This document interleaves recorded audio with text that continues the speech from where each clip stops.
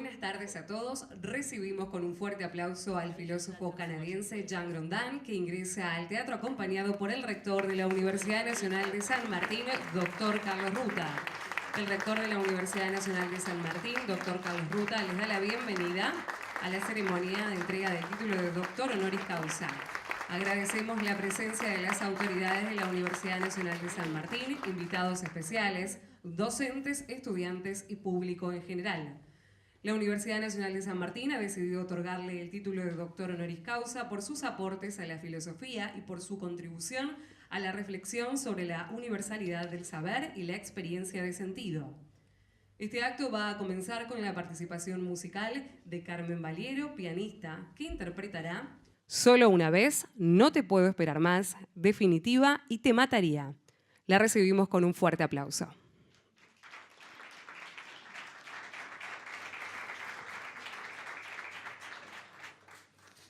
Bueno, buenas noches. Gracias por la invitación. Voy a ser breve, porque sé que el objetivo de este encuentro es otro, no yo. Bueno, estos son boleros de mi autoría.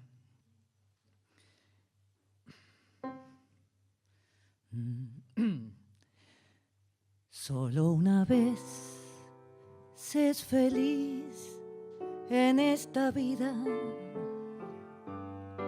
Solo una vez el amor suena verdad. Solo una vez el adiós es una herida que se clava en lo profundo de la propia soledad. ¿Dónde quedaron esas rosas ya marchitas, desangrando las heridas, sin tristeza ni piedad? ¿Dónde encontrar aquel momento irrepetible? Un amor hecho recuerdo, un adiós de nunca más.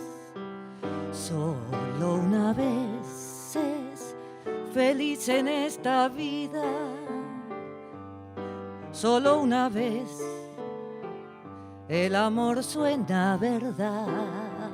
Solo una vez el adiós es una herida que se clava en lo profundo de la propia soledad. ¿Dónde quedaron esas rosas ya marchitas, desangrando las heridas, sin tristeza ni piedad?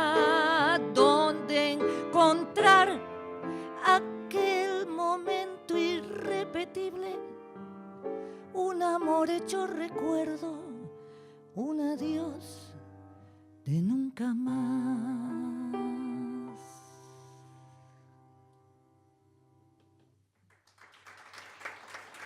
Muchas gracias.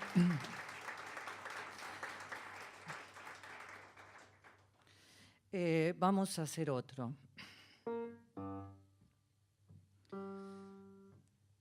No te puedo esperar más. El tiempo pasa. No te puedo esperar más. Es mi elección. Me pregunto qué sería si llegaras. No duele la ilusión. Describo una historia inventada. Me imagino una escena. Esa escena entre los dos. No hubo besos ni miradas. Ni siquiera te deseaba. Simplemente te esperaba sin saber con qué intención. Una historia, un recuerdo, la nostalgia de un momento en la imaginación. No te puedo esperar más. El El tiempo duele y no quiero imaginar en soledad los días inundados de tu ausencia, sin saber a ciencia cierta qué recuerdos no entendí. No te quiero esperar más. El tiempo duele y no quiero imaginar en soledad los días inundados de tu ausencia, sin saber a ciencia cierta qué recuerdos no entendí. ¿Por qué fue que no llegaste a tiempo? Imagino el desencuentro. Seremos nosotros dos.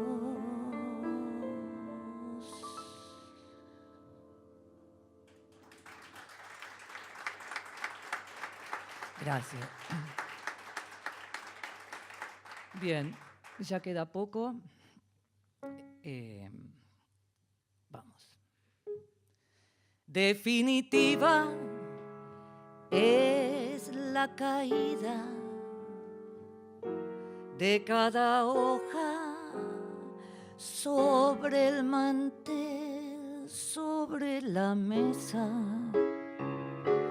En cada tallo hay una hoja que va a caer.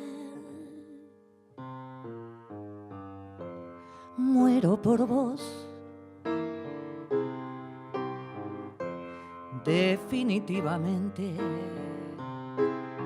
Muero por vos, sin resistir. Muero de todas las formas posibles.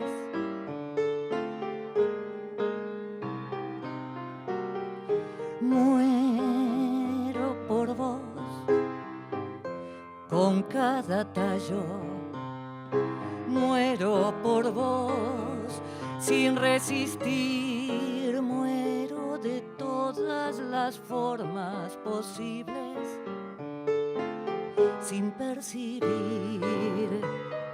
Muero por vos, definitivamente. Muero por vos, sin resistir.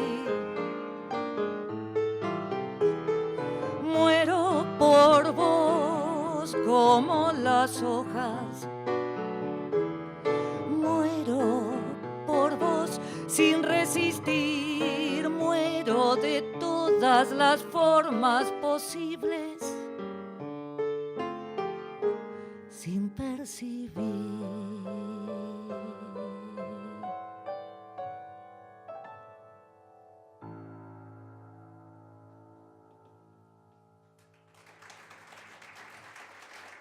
Muchas gracias.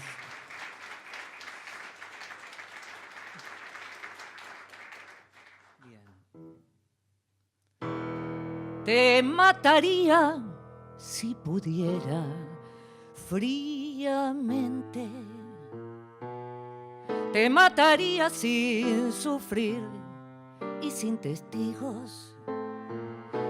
Si no supiera que es un acto irrevocable, te mataría sin dudar.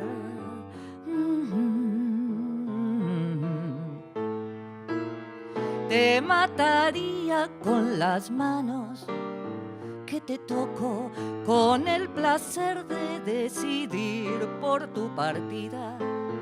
Y si pudieras perdonar, te mataría de una vez.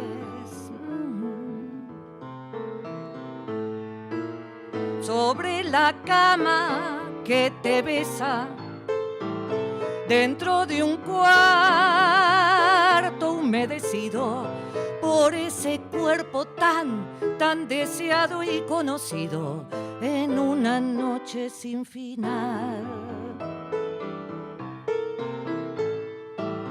por lo que falta, que resalta tu existencia, por esa ausencia que persiste aunque vos vivas, porque es mejor que convivir con la ironía.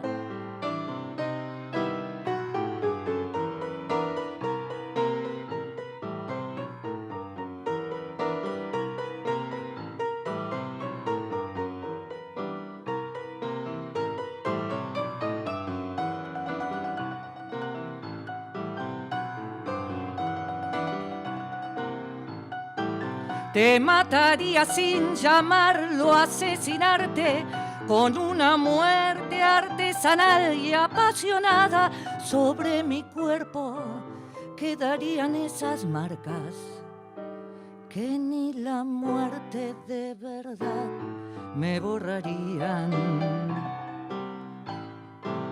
Te mataría sin dudar,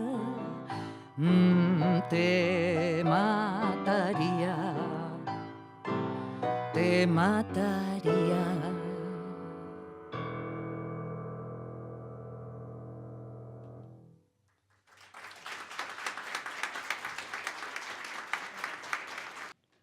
Convocamos ahora al señor rector de la Universidad Nacional de San Martín, doctor Carlos Ruta, quien hará uso de la palabra. Muchas gracias por estar aquí, por acompañarnos.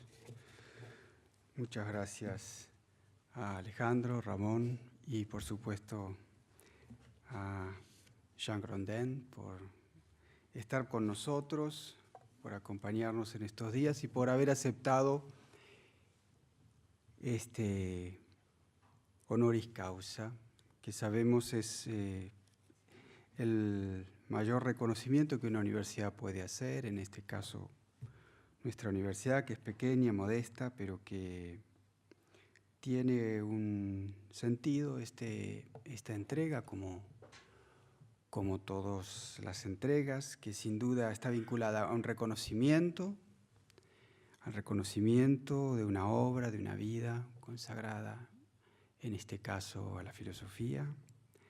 También una gratitud por lo que esa obra ha dejado en nosotros, quienes la hemos leído, pensado, reflexionado, que nos ha alimentado. Una gratitud por lo que ese trabajo ha dejado en nosotros y por lo que ese trabajo intelectual provoca en nosotros de cara a nuestra responsabilidad, a nuestra tarea y a nuestra propia vida, ¿no? Pero finalmente el sentido decisivo de la entrega de un honoris causa es sin duda el reconocimiento, el agradecimiento, pero fundamentalmente es un gesto.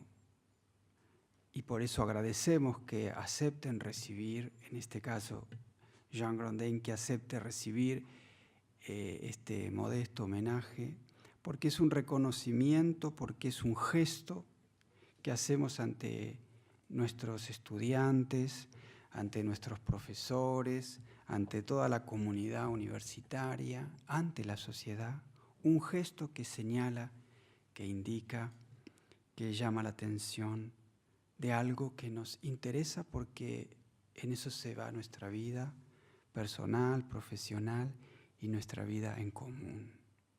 Por poner ante nosotros algo a subrayar, como le gusta decir a Jean Grondin, subrayar esa pregunta que está detrás de las preguntas, esa pregunta que está detrás de todas sus preguntas y que coincide con la pregunta que está detrás de todas nuestras interrogantes, de todas nuestras inquietudes, entendiendo que estamos en este quehacer, en estas tareas, en este labor del conocimiento porque nos mueve una inquietud existencial, profunda, vital.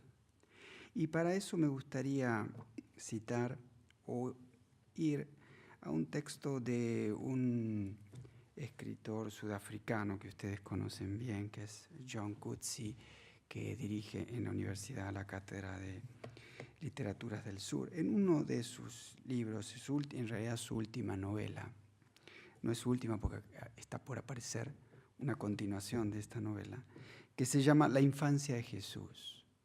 Una novela que en un punto no tiene que ver con Jesús, tiene que ver con los migrantes, con los inmigrantes, con los que van por el mundo buscando un lugar para ellos, una tierra nueva, una esperanza, una posibilidad de encontrarle un sentido a la vida porque le encuentran un lugar y una oportunidad, no para ellos, como dice un personaje, no nos hemos ido de nuestra tierra y no hemos llegado aquí para ser felices, sino para que nuestros hijos tengan esperanza.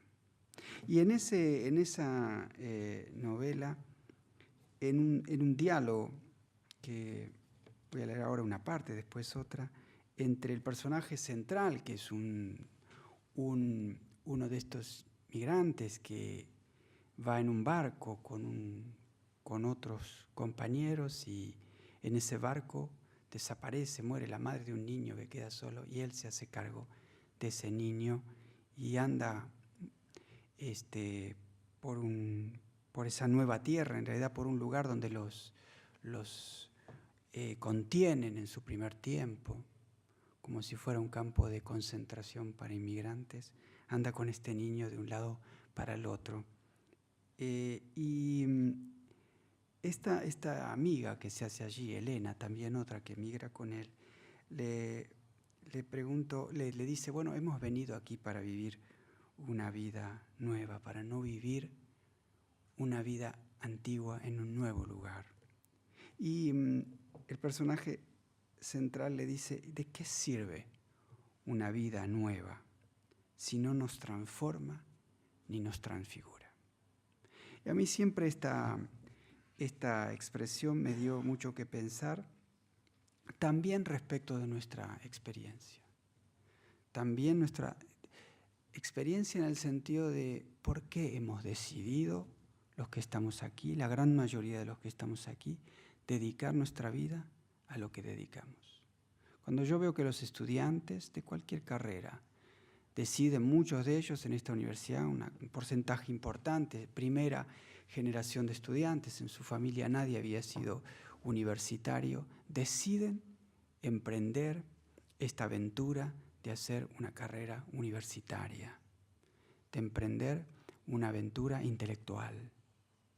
Y ese deseo de emprender una aventura intelectual es justamente con el deseo de vivir una vida nueva, una vida distinta. Y también, entonces, cabe aquí la misma pregunta que se hacía el personaje. ¿De qué sirve esta vida nueva que hemos desplegado, que provocamos a desplegar a nuestros estudiantes? Esta vida nueva llena de actos nuevos, de actividades nuevas, si esa vida no nos transforma y no nos transfigura. Y yo quisiera pensar con ustedes hoy en un hecho o en un fenómeno o en una realidad que es tan actual como clásica y que está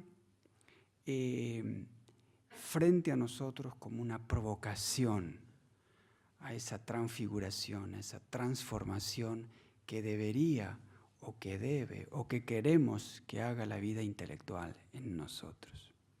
Hay un hecho que vemos en el mundo contemporáneo, que vemos en nuestro país como un fenómeno crucial, difícil, duro, que es la incomprensión entre los seres humanos.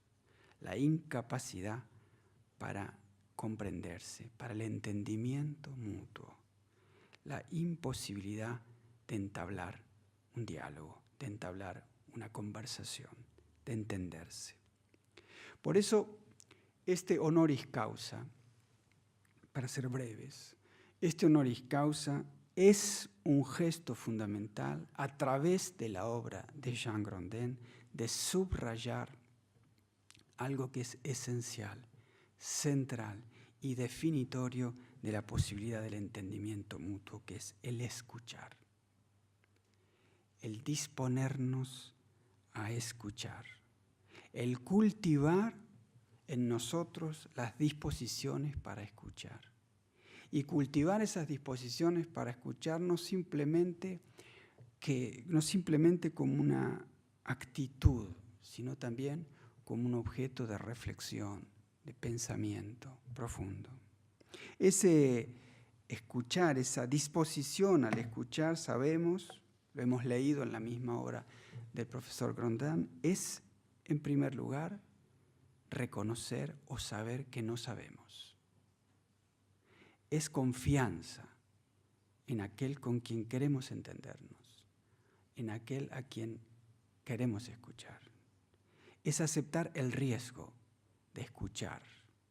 Es aceptar el riesgo de escuchar muchas veces lo que no nos gustaría escuchar. Y es la disposición a transformarnos efectivamente, a transformarnos en el sentido de ir hacia lo que son las cosas, hacia la verdad de ellas. Y eso requiere esa disposición, despojarnos de nosotros mismos. Por eso que esa escucha que debería ser la experiencia o una de las experiencias fundamentales, esa disposición a la escucha, una de las experiencias fundamentales de la vida académica, universitaria, científica, implica el desafío de tratar de hablar de lo mismo, y el desafío también de enfrentar el conflicto de los intereses, para no ser ingenuos, el conflicto de los intereses, cuando los que pretenden hablar buscan cosas distintas, antagónicas, contrarias. Sobre todo en una sociedad como la que vivimos, que es una sociedad del descarte, de todos aquellos hombres, mujeres y niños que no sirven a los intereses del poder, a los intereses del poder económico. Hay que descartarlos, despojarlos de ellos mismos y descartarlos. Despojarlos de ellos mismos, de su pasado, de lo que son, de sus tradiciones, de su lengua, de su cultura, de sus fiestas. Justamente en este texto de Coetzee, eso es lo que se pone en carne viva. Y en ese mismo párrafo que les leí, unas líneas antes, esta Elena, esta interlocutora del personaje, que lo incita a olvidar su pasado. Dice, olvidar lleva su tiempo. Una vez que hayas olvidado de verdad, desaparecerá tu sensación de inseguridad y todo será mucho más fácil. Y le dice, ¿o acaso prefieres aferrarte a tus recuerdos? Y el personaje le responde, no me malinterpretes. No valoro tanto mis viejos recuerdos. Estoy de acuerdo contigo, no son más que una carga. No, lo que me resisto a dejar atrás es otra cosa. No son los recuerdos en sí mismos, sino la sensación de habitar un cuerpo con un pasado, un cuerpo empapado en su pasado. Y esto es lo que la sociedad le impone a estos descartados del sistema, estos descartados del mundo del poder económico. Los empuja a habitar cuerpos sin pasado, sin tradiciones. Por eso que la pregunta detrás de la pregunta es ¿qué nos impone o qué nos provoca a nosotros en nuestro modesto, pequeño ámbito, en nuestra pequeña y modesta tarea? ¿Qué nos impone o provoca el ethos intelectual, el ethos universitario, el ethos del saber, de dedicarnos a las labores del saber? ¿Cuál es nuestra responsabilidad frente a este descarte de hombres, mujeres, niños? ¿Cuál es nuestra responsabilidad de cara a promover en nosotros, en nuestros estudiantes, en nuestra comunidad? Y por eso, porque lo hacemos así, poder provocarlo en la sociedad, escucharnos, hacer el esfuerzo de entendernos, a hacer el esfuerzo de entender lo que hay de verdad, de belleza, en ese pasado que habita en esos cuerpos de hombres, mujeres y niños. Y cuando vemos las dificultades que tenemos entre nosotros de entendernos, de escucharnos, de hablar de lo mismo a la hora de debatir, de discutir, podemos imaginarnos lo difícil que es esto mismo en una sociedad donde los intereses son absolutamente contrapuestos, cuando no es así entre nosotros. Ojalá nos aliente nuestra propia vocación al saber a asumir ese ethos intelectual, ese ethos universitario y asumir en él la responsabilidad de disponernos a escuchar y de disponernos a provocar en nuestros estudiantes, nuestros alumnos y en la sociedad entera a escucharnos, a hablar de las mismas cosas, a entendernos y quizá a ser solidarios. Muchas gracias. Agradecemos las palabras del doctor Carlos Ruta. Llamamos ahora al doctor Alejandro Vigo, quien impartirá la laudatio. Excelentísimo señor rector, ilustrísimas autoridades del claustro universitario, estimados colegas, señoras y señores. Empiezo de manera formal y será lo único tal vez que haga de manera formal, porque quería decir para comenzar que por causas cuyo sentido destinal, si es que lo tienen, se me oculta tosudamente, me ha correspondido el inmerecido honor de pronunciar esta laudatio en el marco del acto de concesión del título de doctor honoris causa de esta casa de estudios al profesor Jean Grondin. Este último sí que es un honor merecidísimo, si es que los hay en la vida académica y en la vida en general, cosa que podríamos discutir los filósofos al menos. Tan merecido que ni siquiera mi inmerecido papel aquí podría aminorarlo. Y es ese pensamiento, en definitiva, el que ha logrado tranquilizar un poco mi atribulada conciencia. Los que me conocen saben que tiendo a la tribulación, de modo de poder pronunciar aquí unas palabras que espero hagan algo de justicia a esos merecimientos, claro, los del nuevo doctor honoris causa. Si yo pretendiera pasar revista, siquiera de un modo somero, a la vastísima obra del profesor Jean Grondin, en el marco de un acto de este tipo, eso sería no solo un intento desesperado, sino también, me temo, una prueba incontestable de insensatez de mi parte. No voy a someter a ustedes a ese tipo de insensatez. Se trata, como nadie ignora, de una obra que, más allá de su gran amplitud, ha tenido también una notable proyección y repercusión internacional. No solo porque ha sido escrito originalmente en varias lenguas, lo cual no siempre ocurre, 3 lenguas fundamentalmente, ¿no? El francés, naturalmente, el inglés y el alemán, sino además porque ha sido traducida a muchísimas otras lenguas, en algunos casos 12 o más. Por poner un ejemplo aquí, la famosa monografía que en francés se conoce como La Universalité de l'Herméneutique, 1993, pero cuyo original no es francés, si no estoy mal informado, sino alemán, Die Einführung in die Phänomenologische Hermeneutik, de 1991. Esa tiene más de 12 traducciones, incluida naturalmente a nuestra lengua. Fue prologada además por Hans-Georg Gadamer. Esta excepcional resonancia se explica, me parece, no solo por el notable interés sistemático e histórico de las contribuciones de Grondin y por la amplitud y la importancia de la temática que cubren.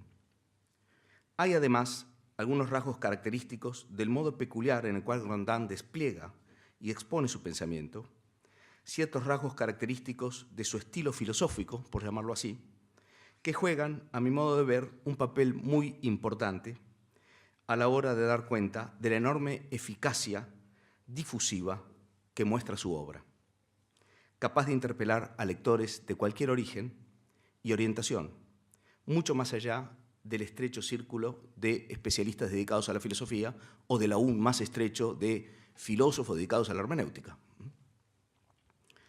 o al desarrollo de la hermenéutica contemporánea, ¿no es cierto? Si esto le interesara solamente a esa gente, seguramente no habría traducciones a 12 lenguas, ni mucho, ni nada parecido, ¿verdad? bonum diffusivum sui, reza el tradicional principio escolástico, de modo que habría aquí una explicación general y casi obvia para el eco alcanzado por la obra de Grondin, tratándose de una obra tan pero tan buena. Sin embargo, el apotegma escolástico no sugiere que la difusión del bien sea siempre igualmente fácil y que no haya que dar explicaciones más específicas de cómo el bien o lo bueno logra abrirse camino en cada caso particular, a veces contra toda presunción en contrario y de un modo que provoca sorpresa. En su explicación del éxito, entre comillas, casi completamente inesperado de Wahrheit und Methode, de Gadamer, el propio Grondin nos muestra que lo bueno a veces termina por imponerse del modo menos pensado. Grondin presenta el caso de Wahrheit und Methode como la historia de un pequeño milagro. Pienso que cambiando lo que hay que cambiar y salvando las distancias, tal vez se podría contar una historia parecida acerca de un joven profesor canadiense de lengua francesa, admirador de Bob Dylan, que para mí es un dato muy importante, que a partir de un entorno cultural y universitario peculiar, el de Montreal a fines de los 60, comienzos de los 70, un entorno en el cual el pensamiento hermenéutico no jugaba un papel protagónico, comparado con el existencialismo, el nietzscheanismo, la teoría crítica, el neomarxismo, a través de un largo periplo lingüístico-cultural en el cual resultan decisivos primero el contacto con la gran tradición filosófica, Platón, Kant, Hegel, y luego el paso por Alemania, y los nombres ahí de Heidegger, Gadamer, pero también la filosofía griega en general y la teología en Tübingen, con un doctorado en Tübingen en 1982.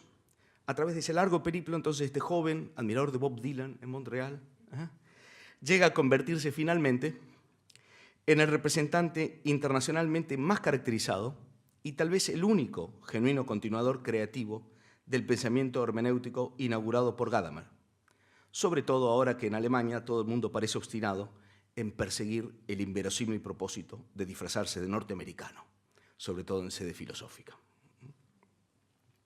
Quiere decir que los continuadores tienen que venir de otras partes y parecen que han venido de Canadá en este caso. Pero en todo caso, la historia esta, de este joven profesor canadiense, está por escribirse y alguien quizá la escriba algún día. Pero me refería al comienzo a las características del estilo filosófico de Grondin, que a mi modo de ver juegan un papel muy importante a la hora de explicar la peculiar difusividad de su obra. Si tuviera que arriesgar, yo diría que lo más destacable es aquí la peculiarísima y muy armónica combinación de rigor conceptual, erudición histórica y amplitud de miras, por un lado, con una claridad expositiva y una sencillez de expresión simplemente admirable por el otro. Rara vez se encuentra una capacidad tan notable de hacer fácil lo difícil, claro lo oscuro, amigable lo árido, sin perder por ello un ápice de precisión y logrando además fijar posiciones propias que en muchos casos resultan originales y creativas y siempre iluminadoras. Aunque mis motivos aquí son puramente subjetivos, y espero que se me permita esto, se me hace poco menos que imposible resistir la tentación de mencionar a nuestro común e inolvidable amigo Franco Volpi. Y es que desde los tiempos en que conocí la obra de ambos, por primera vez allá a mediados de los 80 la obra de Franco y a fines de los 80 la obra del profesor Grondin, en mi mente un filósofo, no, un habitante del barrio de San Telmo, Buenos Aires, que lidiaba con la filosofía de alguna manera, en mi mente ambos autores se me parecían desde una lejanía muy grande y sin sospechar que ellos eran entre sí amigos personales, como cultores ejemplares, cada uno a su modo, de una dificilísima vía media del discurso filosófico, la que combina verdadero saber y alto grado de diferenciación con aquella simplicidad para mí inalcanzable, tanto entonces como ahora, que hace posible que cualquier lector pueda sentirse interpelado por los temas y los problemas discutidos, que además, en estos casos, en los de los dos casos, eran y son los grandes temas y problemas en torno a los cuales giró la tradición filosófica desde sus comienzos en Grecia. Situar el pensamiento de Grondin en la línea de desarrollo de esa tradición filosófica que remonta hasta Grecia es una tarea que se me antoja a la vez fácil y difícil. Fácil si uno se atiene a clasificaciones más o menos convencionales. Difícil si lo que se pretende es dar razón de un modo original de articular y balancear motivos centrales, cuya especificidad se resiste a ser capturada sin más por cualquier tipo de convencionalismo. Grondin es, a los ojos de todo el mundo, un representante del pensamiento hermenéutico contemporáneo. Se lo sitúa, como es obvio, en la huella de Gadamer. Basta esto para dar cuenta, de modo mínimamente cabal, de la particularidad de su propia producción filosófica. Me pregunto y me respondo que me parece que no. Creo que para atisbar mejor la particularidad del modo en el que Grondin continúa la línea de la tradición hermenéutica, conviene situar su posición en el contexto polémico en el que de hecho se inscribe. Si algo no parece ser característico del pensamiento de Grondin, por lo menos cuando escribe, como tampoco lo fue del de Gadamer, es la intención polémica. Al menos al modo en que ésta caracteriza a muchas de las posiciones en pugna en el debate filosófico actual. Sin embargo, solo quien observa las cosas de un modo muy superficial puede dejar de advertir las aristas que corresponden a la actitud que el propio Grondin calificó alguna vez como la actitud propia de una pequeña resistencia. La expresión, en el uso de Grondin, se refería a la cuestión de si Nietzsche debe ser o no incorporado a la hermenéutica. Partiendo de ese motivo, y aquí me parece que hay una clave para entender un poco mejor, partiendo de ese motivo, yo resumiría el punto diciendo que lo que Grondin representa es una posición gadameriana, sí, pero que lo hace en el marco de un nuevo contexto de discusión profundamente transformado, a saber, el contexto de una hermenéutica post-gadameriana radicalizada y en esa medida también anti-gadameriana. Y es ese contexto, el de la hermenéutica post-gadameriana radicalizada y en esa forma anti-gadameriana, el que a su vez explica cómo se inscribe la manera de recibir a Gadamer de Grondin, a mi modo de ver, y ahora voy a explicar por qué. Es que esa hermenéutica post-gadameriana y radicalizada es la que a su vez ha dado lugar, en muchas ocasiones, a reacciones globales de carácter igualmente radicalizado y en esa medida igualmente anti-gadameriano, que pretenden retrotraerse contra el pensamiento hermenéutico en general, pretenden retrotraerse de algún modo hasta una situación de comprensión que, de poder ser realmente alcanzada en nuestra situación actual, sería propia más bien del pensamiento prehermenéutico e incluso, diría yo, precrítico. Agregaría prekantiano, pero no sé si eso le gustaría tanto al homenajeado aquí. Bastaría citar aquí algunas de las posiciones, sin duda las más extremas y las más poco matizadas, conectadas con el movimiento del así llamado ahora nuevo realismo. Presentado en sociedad hace un tiempo, en 2012, a través de un manifiesto incluso. A una hermenéutica radicalizada, apoyada en lo que sería una suerte de perspectivismo radical, de naturaleza declaradamente antimetafísica y supuestamente nietzscheana, se le opone aquí un pretendido realismo que parte de la asunción compartida con aquella otra hermenéutica radicalizada, según la cual el pensamiento hermenéutico comporta de suyo, como parte de la filosofía contemporánea lo mostraría, el liso y llano abandono de las ideas de realidad, verdad y objetividad. Esa es la premisa compartida de la hermenéutica radicalizada y antigadameriana en ese sentido, y de las reacciones frente a esa hermenéutica. Están de acuerdo quienes discuten allí acerca de que hermenéutica bien entendida es una filosofía en la cual las ideas de realidad, verdad y objetividad han de ser sacrificadas en honor de un perspectivismo de algún tipo. Y quienes reaccionan frente a esa hermenéutica, sin embargo, no discuten esta premisa. Reaccionan dando por buena esa premisa.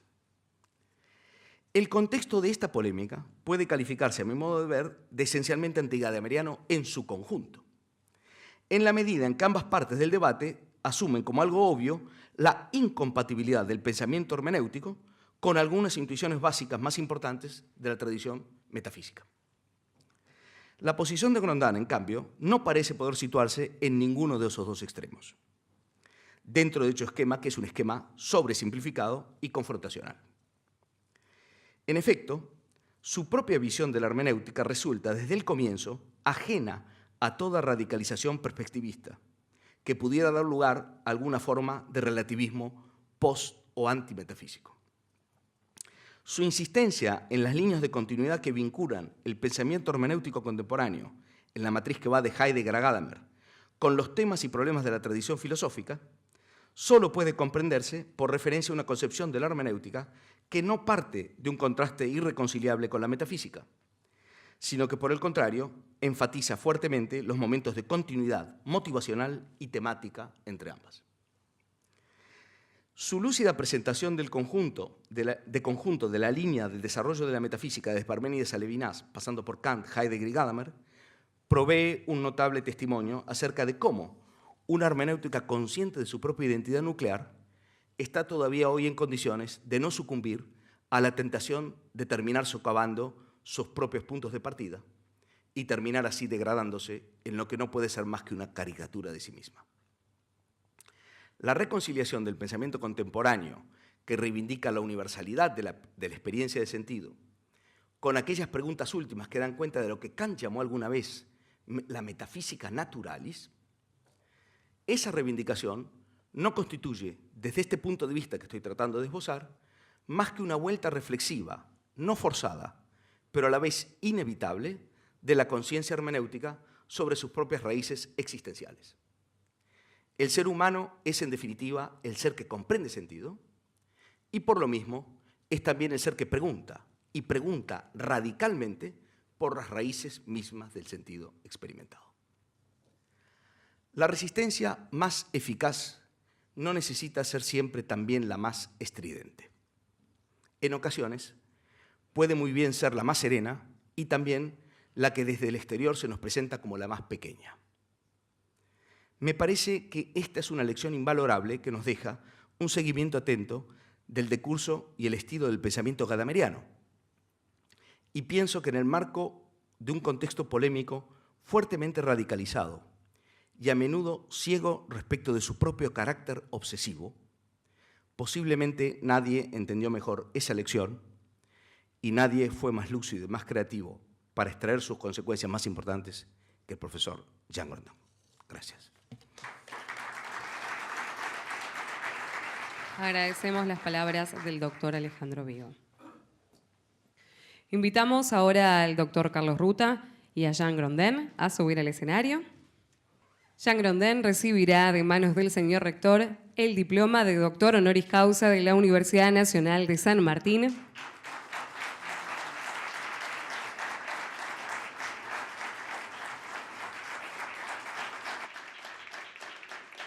Y también el distintivo de esta Casa de Altos Estudios. Muchísimas gracias a ustedes todos por su presencia esta tarde, que me da mucha ilusión. Y me doy cuenta de que esta noche había un concierto de Paul McCartney.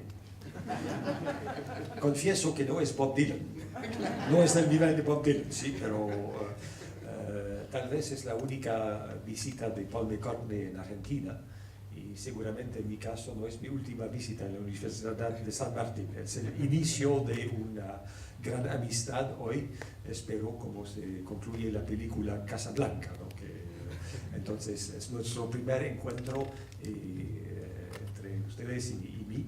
Y bueno, estoy muy emocionado por todo lo que he escuchado. Que tal vez estoy todavía soñando, ¿no? Que me voy a despertar dentro de poco y, como decía su expresidente, la señora Kirchner, a la medianoche me voy a volver en una calabaza. Si yo puedo aludir a su política, de cual no quiero naturalmente hablar, pero hay como se dice, pincharme, porque por las palabras que he oído, bueno, muchas gracias al rector Magnificencia por su insistencia en la filosofía de la escucha, que me va directamente al corazón. Es que la virtud de la escucha no es muy difícil para un alumno de Gadamer y Ricoeur. Tuve la suerte tremenda en mi vida, la suerte de encontrar a los dos y de ser alumno y seguidor de autores como Gadamer y Paul Ricoeur, Y bueno, se aprende muy fácilmente la escucha.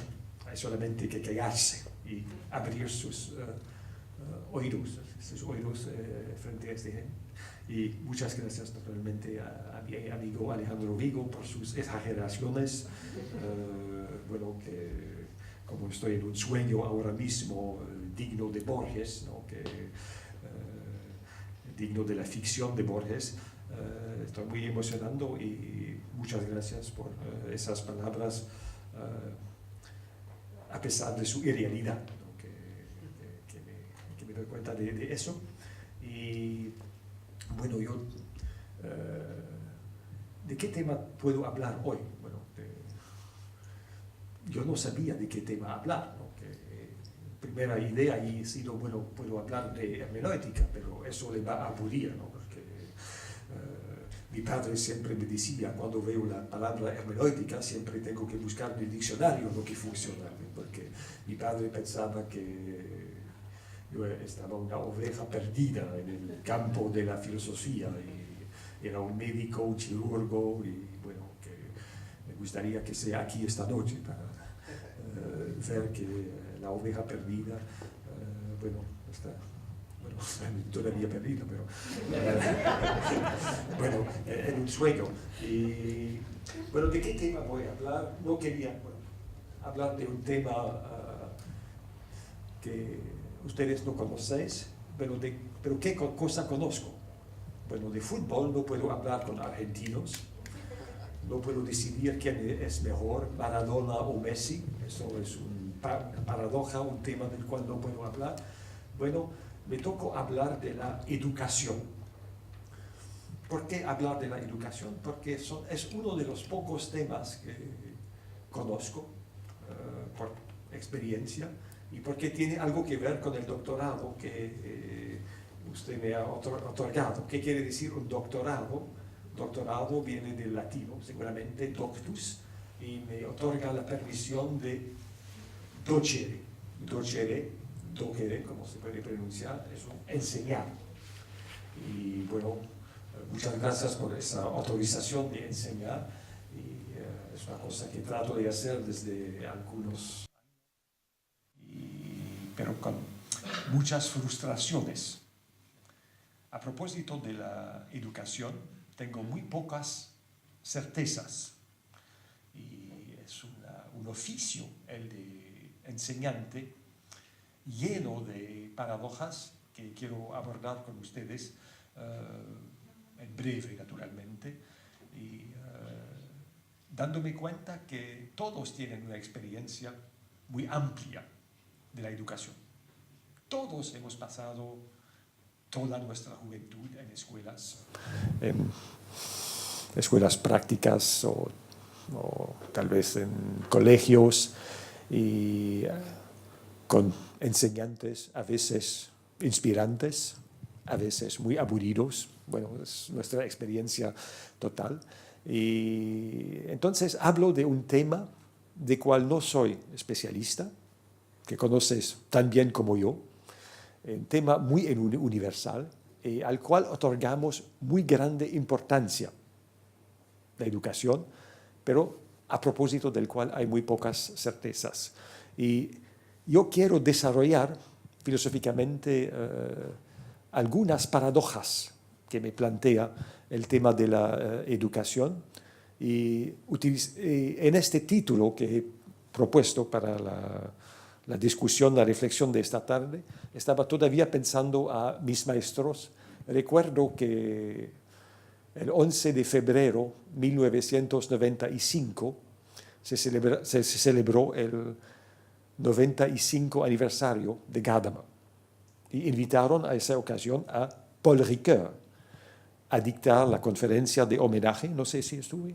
Bueno, ha sido un encuentro para mí muy fuerte y muy raro entre Gadamer y Ricoeur.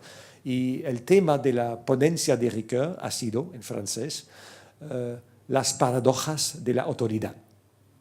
Un texto magnífico de Ricoeur, dándose cuenta de que la autoridad tiene un papel muy importante en la obra de Gadamer, las paradojas de la autoridad. Y bueno, Eso ha sido mi inspiración, este encuentro de Gadamer y de Ricoeur, y yo quiero hablar aquí de las paradojas de la educación, también dándome conciencia de que la educación es un tema muy, muy actual en la Argentina de hoy, pero no solamente en la Argentina de hoy, en todo el mundo, donde los desafíos de la educación cambian. ¿Qué quiero hacer hoy? Esta tarde, muy rápidamente, plantear filosóficamente algunas paradojas. Y hay 4 paradojas que quiero desarrollar, entonces espero que si estoy demasiado lento, hay que acelerar y mi apuntadora aquí me lo va a señalar. Bueno, quiero nombrar a esas paradojas esperando que podáis seguir. Bueno, se oye bien, claro, porque Ortega y Gasset decía que la claridad es la politesse, ¿no? de la cortesía del filósofo. Entonces, una ponencia filosófica que no es clara es para mí muy discortés, ¿no? Muy anti-orteguiana. Entonces, la primera paradoja que me planteo es la del éxito de la educación. ¿Cómo saber que cumplimos, realizamos nuestra misión en la educación? ¿Cómo saber que es útil lo que hacemos? Una pregunta que me planteo a muchas veces. Bueno, que ¿ha sido útil mi clase de hoy? ¿Ha sido importante aprender esa cosa? Porque en la enseñanza se aprende cosas, se enseña cosas, pero de cuales nunca estamos seguros que sirven a algo o que son tan importantes. Por ejemplo, algunos aquí han aprendido el latino y el griego. Es importante, es necesario y, bueno, la juventud de hoy, en los más países que conozco, no aprende estos idiomas, ¿no? Que latino, griego no sirve de nada, es mucho más útil aprender un idioma como, no sé qué, alemán, castellano, naturalmente. Entonces, es una pregunta que me planteo a veces. ¿Ha sido útil? ¿Cómo saber si merece la pena dar una clase sobre algo? Hay marcas. Una de las marcas es el daimon interior, la voz interior que nos dice, sí, ha sido bien, la clase ha sido algo que bien dada, la clase, o no, porque a veces desconfiamos de lo que hacemos en la educación. Por eso digo que el educador, el enseñante para mí, tiene una profesión muy acaparante. Uno no puede ser docente, enseñante, solo del lunes al viernes, de las 9 a las 6. La educación, por un educador, está siempre con él. Por eso yo hablo del insomnio necesario del educador. ¿Qué es un educador? Es alguien que duerme mal. ¿Por qué duerme mal? Hay el insomnio de la noche antes de dar una clase, en verdad de las noches antes de dar clases, donde se pelean en nuestra cabeza las ideas, cómo presentar a eso, cómo hacerlo interesante, merece la pena, y todo eso es un desafío constante y nos impide el sueño, no podemos dormir. Pero hay también el insomnio después de la clase, porque ¿qué se hace después de la clase? Se rehace la clase durante la noche siguiente. ¡Ah! ¡Qué tontería he dicho! ¡Qué tontería he dicho durante esta conferencia en San Martín! ¿No? Habría sido mejor hablar de eso o eso. La clase que se rehace durante la noche siguiente a la clase es siempre mejor, pero nunca es dada. Es solamente algo que nos impide el sueño. Entonces, es muy difícil saber si lo que hacemos sirve a algo merece la pena ser enseñada. Y como digo, hay marcas, el daimon interior lo dice, pero se puede engañar. A veces la gente no los dice, uno nos critica, hace un complemento o una observación, pero no es siempre muy representativo eso. Y ahora tenemos, no sé si existe en su universidad, Magnificencia, pero evaluaciones por los estudiantes. Responden a cuestionarios muy objetivos, bueno, lo dicen, preguntas, este profesor está interesante de 1 a 5, conoce bien su materia de 1 a 5 y hay resultados por computadora que recibimos. Bueno, se llaman evaluaciones objetivas. Pero no sé si hay eso aquí. Bueno, en mi país está también corriente, pero tengo dudas porque de su eficacia, porque invitan a la demagogia, ¿no?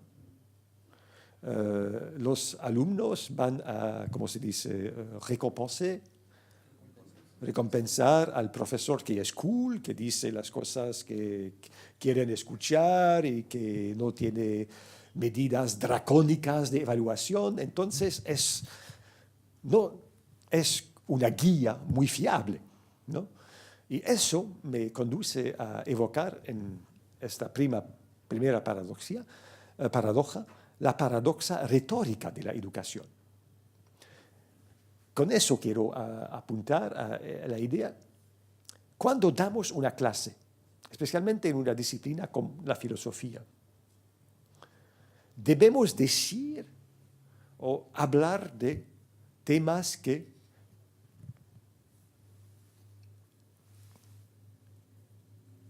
convenien a las opiniones del auditorio o no. Me exprimo de manera muy fatal. Lo que quiero preguntar es que cuando damos una clase o una conferencia, debemos placer al auditorio o estremecer sus esperanzas. Porque tengo el miedo, lo confieso, que en la enseñanza los enseñantes tienen la tendencia a decir cosas que son conformes a lo que el público espera. Es el políticamente correcto en la enseñanza que se encuentra muchísimas veces. Y es lo que debemos decir en la clase, o más bien la verdad que va a contracorriente de esas esperanzas del público. Aquí hay una alternativa. Debemos placer al público o decir una verdad que a verdad hace que el público está provocado. Yo tengo la impresión que a veces los intelectuales, los filósofos, los educadores, son demasiado conformistas. Dicen lo que el auditorio espera, en lugar de decir lo que estremece estas esperanzas. Entonces es una paradoja de la educación. La educación debe, la palabra placer no es la mejor aquí, pero la educación debe placer al público o decir algo que tal vez no place al público, ¿no? Y aquí no tengo una solución, una paradoja existe, ¿no?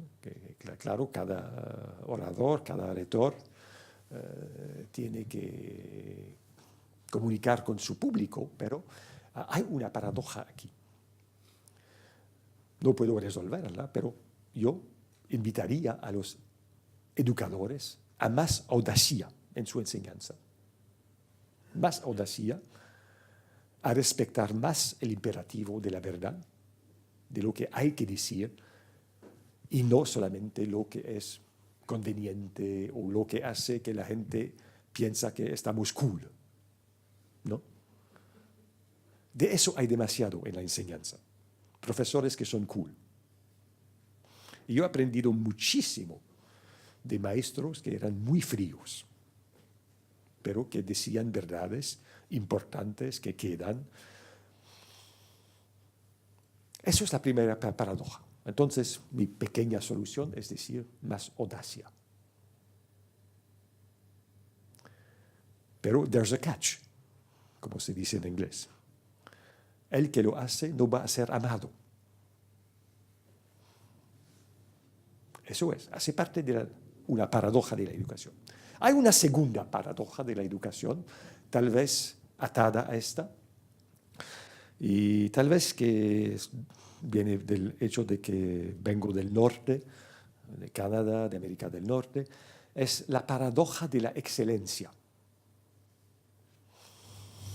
No sé si se utiliza mucho la palabra aquí, pero en Canadá y en América del Norte es una palabra que la universidad es un lugar de excelencia. Tenemos que apuntar a la excelencia, tenemos que ser excelentes, tenemos que ser los mejores, tenemos que ser mejores que los vecinos.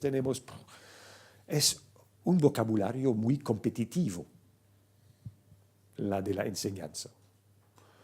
Es una tendencia que la invención reciente de los rankings ha exacerbado, acentuado, ¿no? Que tal universidad, por ejemplo, mi Universidad de Montreal tiene tal ranking, es mejor que el año pasado. Es peor que el año pasado. Como si algo habría cambiado del todo en algunos meses, ¿no? Esa idea que tenemos que ser los mejores que los otros y que tenemos que buscar a los mejores profesores, los mejores estudiantes. Es ¿cómo se dice? Una de las palabras que se utiliza muchísimo hoy día en la propaganda, en el bling bling, ¿no? De la educación. ¿No? Espero que aquí hay una excepción porque tenemos un hermeneuta y un poeta aquí, el rector Uta. Pero, bueno, la excelencia. No tengo a priori nada contra ella. Bueno, la excelencia es mejor que la estupidez, pero me parece que ese bling bling de la excelencia no se puede conciliar con el igualitarismo de nuestras sociedades. Vivimos en sociedades que son orgullosas de ser muy igualitarias, ¿no? Que todo el mundo debe tener acceso a la educación, ¿no? Que la educación es para todo, la educación debe ser universal, la educación debe brindar oportunidades a todos.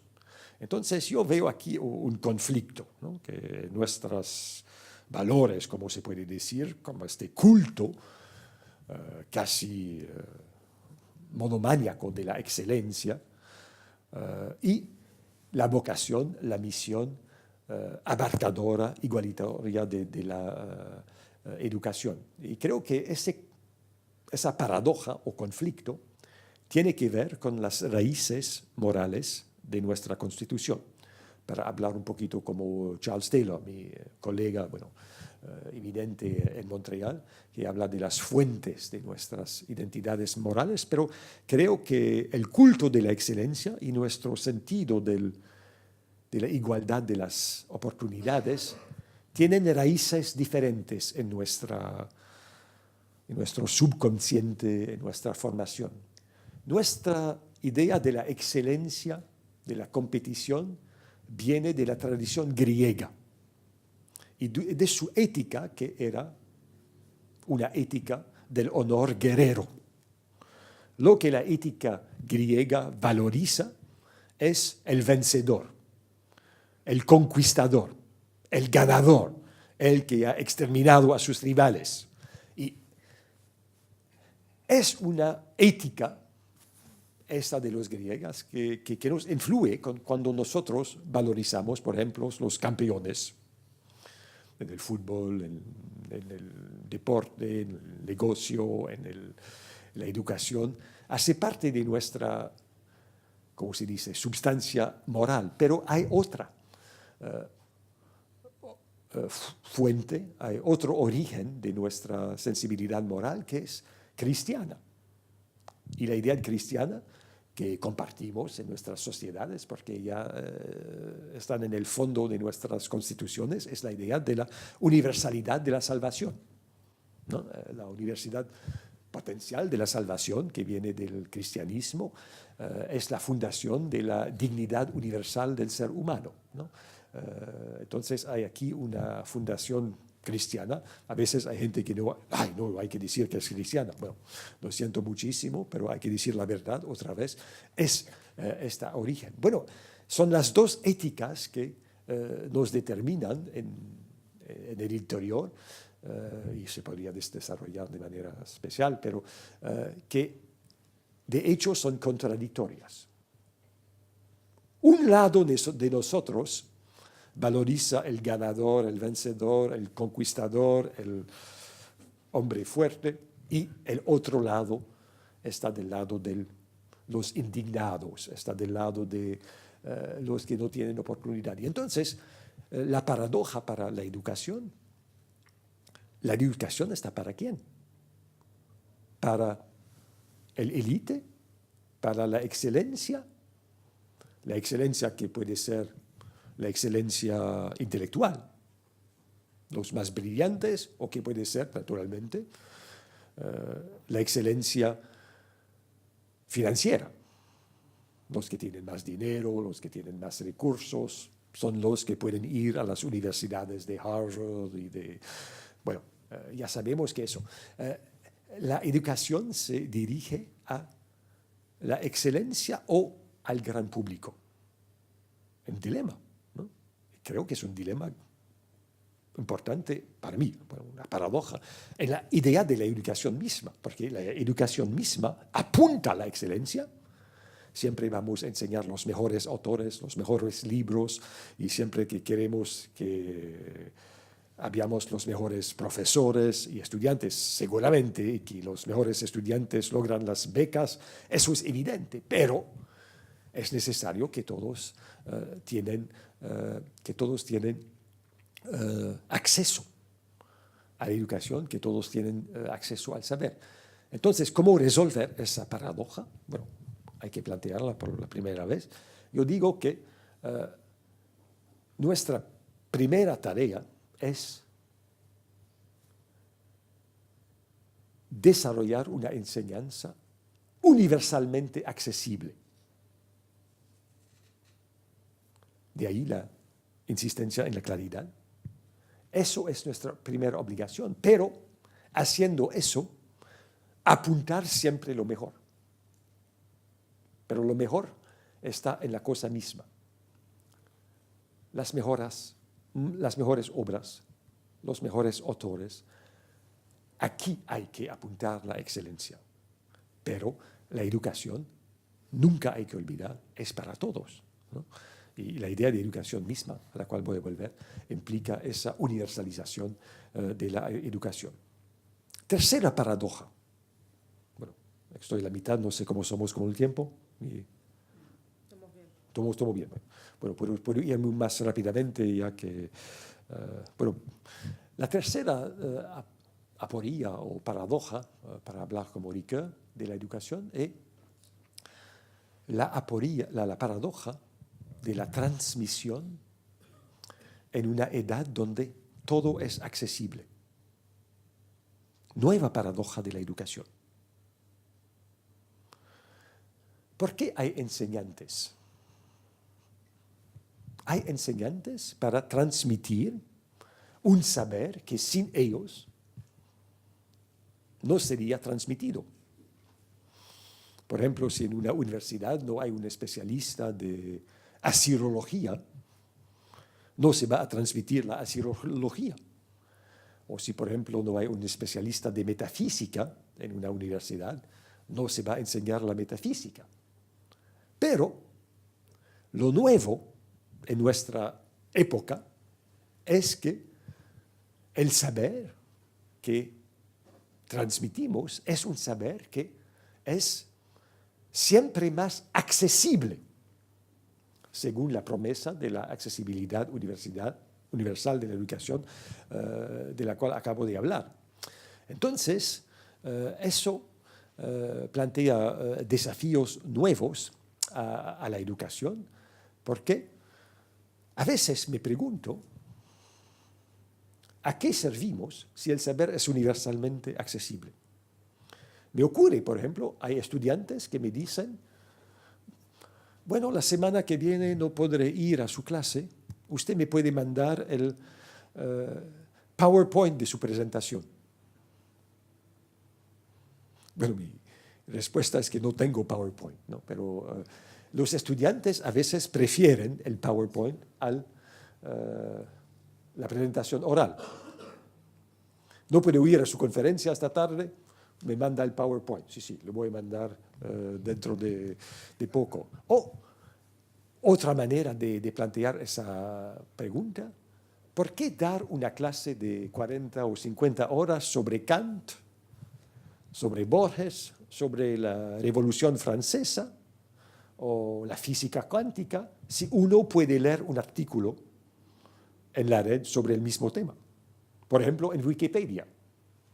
Una enciclopedia universal, bueno, que se desconsidera muchísimo, que no conozco un universitario que va a decir públicamente que hay algo bueno en Wikipedia, pero aquí soy una excepción, utilizo a menudo esa enciclopedia, hecha por muchas personas, que brinda muchas perspectivas, mientras que el profesor que da su clase solo brinda su perspectiva. Entonces, el saber es universalmente accesible y hay nuevas instituciones. No sé si conoces las conferencias TED, T-E-D.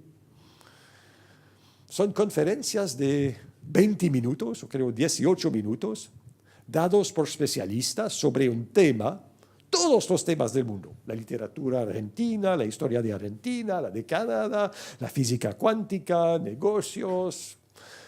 Alguien da una conferencia que es vista en YouTube por millones de personas y la gente comenta eso. Entonces, con esos medios de comunicación, los transmisores, gracias, arriesgan ser superfluos. Y hay otras evoluciones nuevas, cursos, clases online. Hay universidades que brindan clases online. Se puede seguir una clase con el mejor especialista en el mundo, digamos que está aquí en Buenos Aires, pero alguien puede seguir la conferencia o la clase de alguien de Buenos Aires desde Sudáfrica, desde Australia, desde Montreal, desde todas partes. Y eso es un desafío tremendo, seguramente para su universidad. La accesibilidad universal del saber hace que los enseñantes arriesgan volverse superfluos. Bueno, los enseñantes reaccionan a eso de modo muy reactivo. Dicen, bueno, que es una perversión, una catástrofe, que es una barbaridad, eso no es educación, es no sé qué. Pero el público que vota, que va a ver las conferencias TED en millones de personas, a veces piensa que aquí esa accesibilidad universal del saber tiene muchos, ¿cómo se dice? Méritos. Muchas gracias. Entonces, es una paradoja nueva del saber. En la edad donde el saber se ha vuelto universalmente accesible, ¿A qué servirnos? ¿Por qué estamos ahí? ¿No? Y tenemos que justificar nuestra existencia a la luz de esta paradoja. ¿No? ¿Cómo resolver esta paradoja? No tengo solución.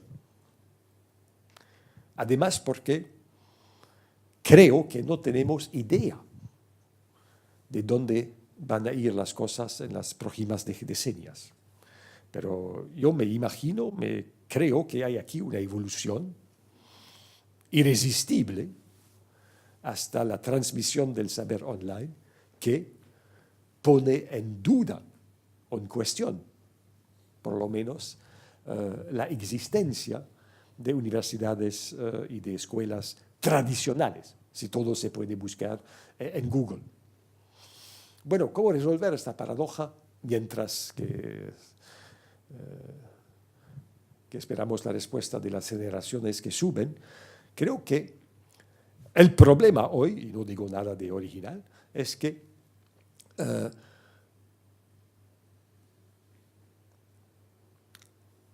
hay demasiado saber accesible. Antes había demasiado poco. Y la tarea del educador, del enseñante, es, ojalá, ayudar a discernir lo que merece la pena ser leído, estudiado, consultado. Entonces, la tarea del educador es más bien la de un, ¿cómo se llama el teatro aquí? Tornavía, brindar orientación en esa nuevísima constelación del saber que es con nosotros desde no sé qué, 15 años, que brinda riesgos, pero seguramente posibilidades. Bueno, este tema de la orientación me conduce a evocar mi última paradoja, la última paradoja que quiero evocar con ustedes, es la paradoja metafísica de la educación. No puedo evitar hablar de aquí de metafísica, ya que estoy también profesor de metafísica y de hermenéutica. ¿En qué consiste la paradoja metafísica de la educación? En algo muy sencillo. Antes era evidente que la primera tarea de la educación era espiritual. La primera tarea de la educación era brindar al ser humano una orientación espiritual sobre su posición en el mundo. Entonces, brindarle sentido al ser humano. Eso es evidente, por ejemplo, ya en el nombre de la educación misma. ¿Qué quiere decir educar?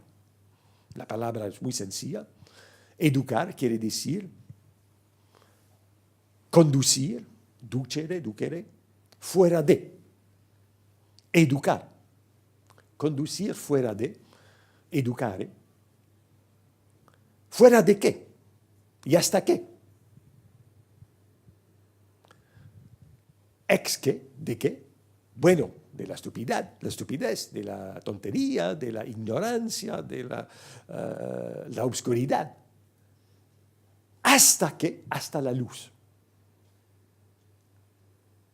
¿De dónde viene este modelo de la educación que da sentido a la palabra y a lo que hacemos? El origen evidente es la caverna de Platón, ya conocido, ¿no? Que la imagen más famosa de la filosofía y de la idea de la educación. Vivimos en una caverna, mirando a sombras al fondo del muro de la caverna, pero no podemos ver, dice Platón, las verdaderas realidades. Por eso hay un liberador que nos educa.